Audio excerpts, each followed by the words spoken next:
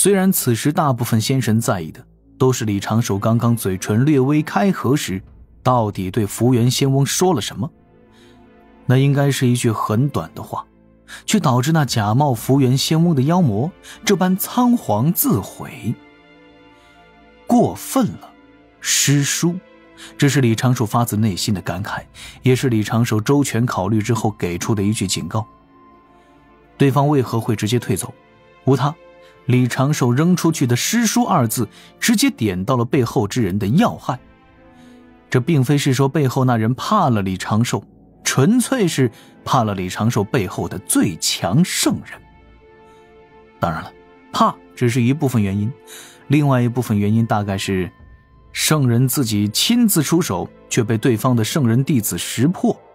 若李长寿不是单纯猜测，而是已经掌握到了他身份的蛛丝马迹，那便给了道门和天庭发难的机会，故匆匆自毁，退出了这一次简单的算计。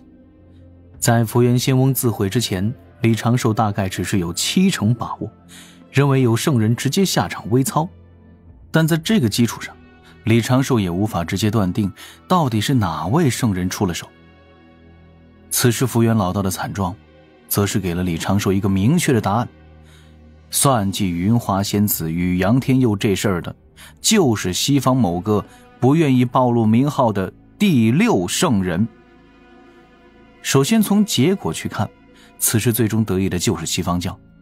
李长寿是知道杨戬成长轨迹的，接下来杨戬大概率是拜入阐教，修8、9玄功，短时间内成为一方高手，大闹天庭，力劈桃山。此事看似是杨戬的个人故事，背后却是让阐教与天庭加深对立，爆发更大的冲突。归根结底啊，西方教圣人这一次搞的还是老套路，渲染阐教危机，离间道门，削弱天庭实力与威信力，为今后与阐教联手对抗截教埋下不轻不重的伏笔。其次呢，就是天庭的特殊性。天庭事关天道运转，福元仙翁虽然不在什么重要职位，但也是天庭正神，绝非随意大能就能对他下手的，不然天庭早就被架空了。再有，对方算计此事时，玉帝和王母正在历劫，他们的历劫身所在之地一直有天道之力保护，在大劫即将来临时还能准确出手，敢如此算计的也只有圣人了。最重要的还是圣人自身的特殊。圣人万劫不毁，大劫不灭。此时正是大劫尚未明朗的敏感时期，天庭任何的风吹草动都有可能会影响到大劫走势，都可能把出手之人卷入万劫不复之境地。此时敢对天庭出手，便是玄都大法师也不敢说全身而退。但是圣人不同啊，他们此时除却被蒙蔽了天机，本身并不受大劫的影响，想要作弊上官就可以直接作弊上官。本着大胆假设小心取证的原则，李长寿7年前就将这个可能性保留了下来，一步步的推算印证，才有了刚才的那简单的5个字：与圣人间接面对面博弈，也是相当的刺激了。在这个基础上，李长寿此前在凡间短促交过手的那3位天兵，应该不是圣人亲自控制。李长寿交手时隐隐感知到了对方的存在，给李长寿的感觉他们的实力比赵大爷弱了许多，应该是西方圣人弟子。对方明显是要杀了云华仙子杨天佑，杨天佑长子杨娇，在杨戬心底种下一颗仇恨的种子。而杨戬那封神大劫大劫子之一的身份，应当早被西方给推算出来了。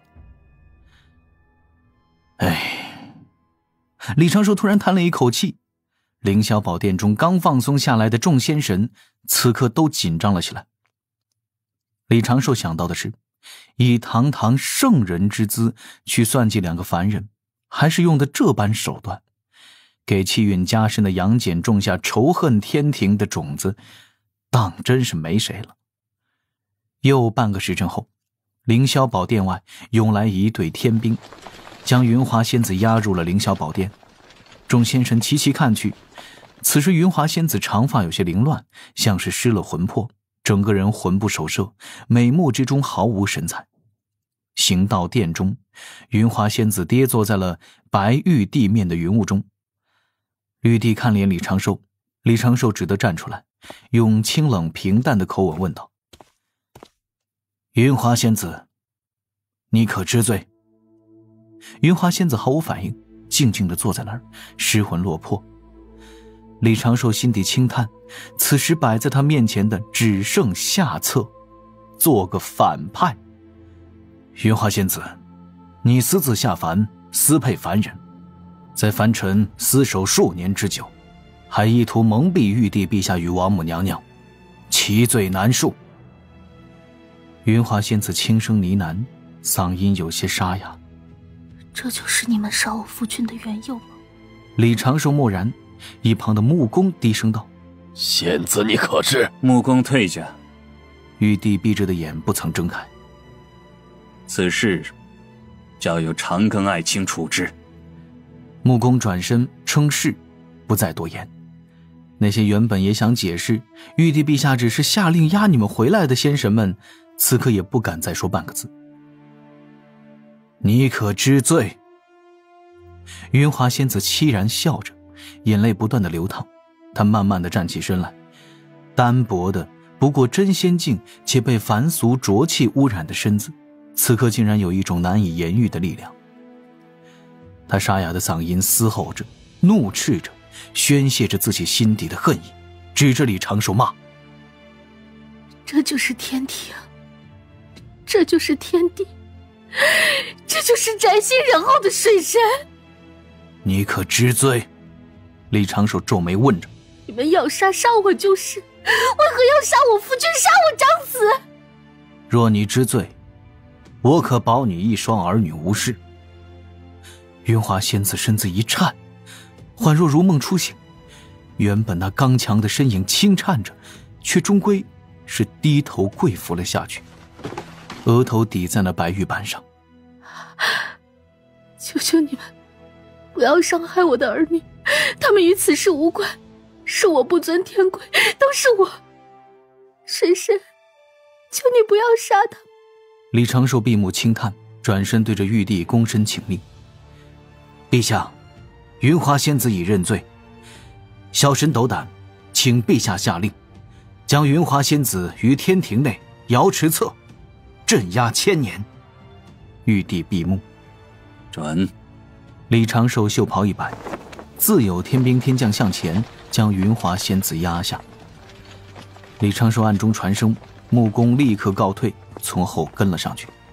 今日散了吧。玉帝站起身来，面上看不出喜怒，身影化作云雾消散，离了凌霄宝殿。下方的众仙神齐齐行礼，无声间各自退开。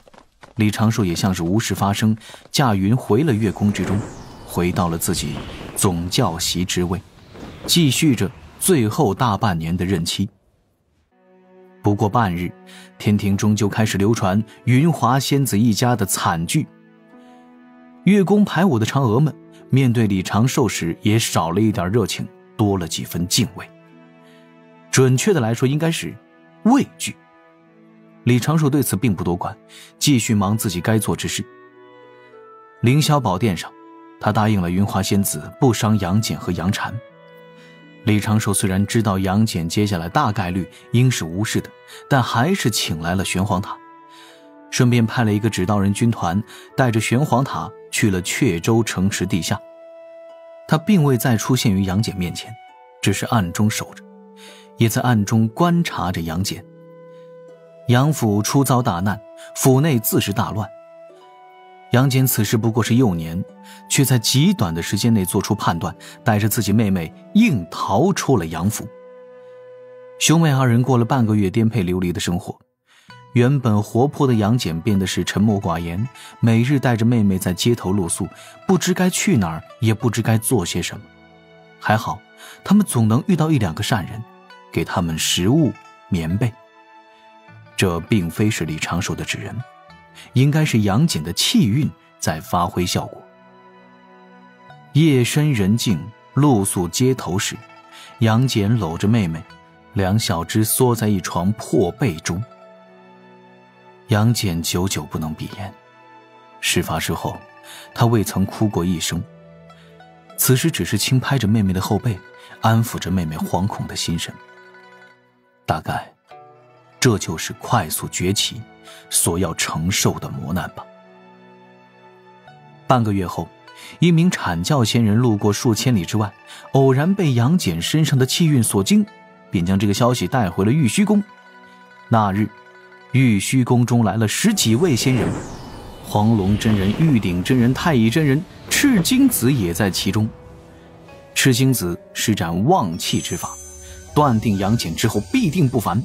其他几位真人都起了收徒之念，也就玉鼎真人最淡定，不争不抢，他只是被太乙真人拉过来的罢了。太乙真人这张嘴得罪了不少人，此时大劫即将降临，太乙真人不拉一个修为境界过硬的高手，也不敢胡乱外出啊。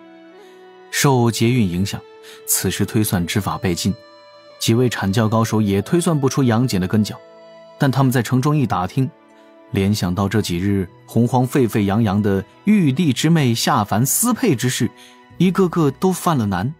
赤精子道：现如今天庭主导大劫，你我还是要考虑天庭玉帝师叔的面皮才是。贫道倒是真的想收他。太乙真人叹道：这份大气运当真难得，哎，可惜这家伙身上因果太大，今后必是要跟天庭水火不容。嘿，就贫道这张嘴，怕是保不住他。贫道来吧。玉鼎真人低声说了一句，不等黄龙真人说话，已经是驾云缓缓地飘了下去。黄龙真人心中，我其实也不介意。不多时，玉鼎真人就驾云将杨戬和杨禅带回了天上。杨戬有些警惕地看着这些老道，玉鼎真人抬手让他昏睡了过去，用仙力托举在身后。赤精子有些欲言又止，却并未多说什么，只是道一句回吧。几位真人各自驾云朝着北方飞去。玉鼎真人心中有所感，扭头探向了下方凡俗大城中的某个街巷，看到了那一闪而过的身影，露出几分笑意。太乙真人驾云凑了过来，双手揣在袖中，打量着杨戬和杨禅，嘀咕道：哎，师弟，你确定要接这份因果？无妨。玉鼎收回目光，信长庚。太乙真人吸了吸鼻子，有些摸不着头脑。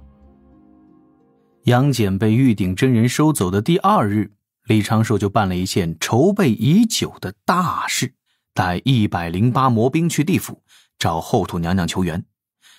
他凭玄黄塔护着本体，在龙宫借了一艘大船，带着108魔兵浩浩荡荡地奔赴东海之东，去了一趟幽冥地府，寻向了丰都城中，用后土娘娘的七情道果试试能否拯救这些魔兵的道心。与此同时，三仙岛上，琼霄、碧霄、汉芷仙带着刚从外面听来的传闻，匆匆到了云霄仙子的阁楼中，与云霄言说了在洪荒中正在流传的云华仙子之事。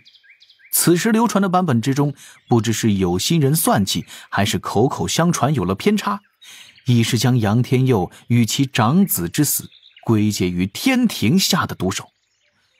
在这个故事当中，天庭水神李长庚成了妥妥的恶人，又是为云华仙子定罪，又是亲自带着云华仙子上天，请命镇压云华仙子1000年。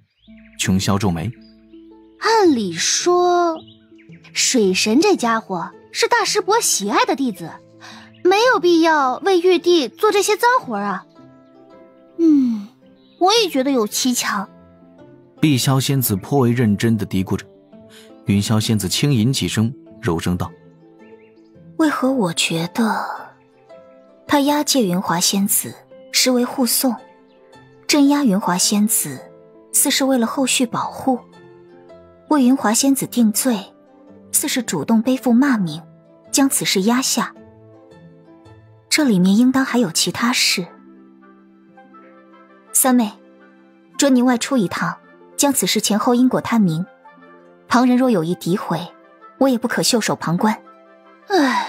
不能用推算之法，真费劲。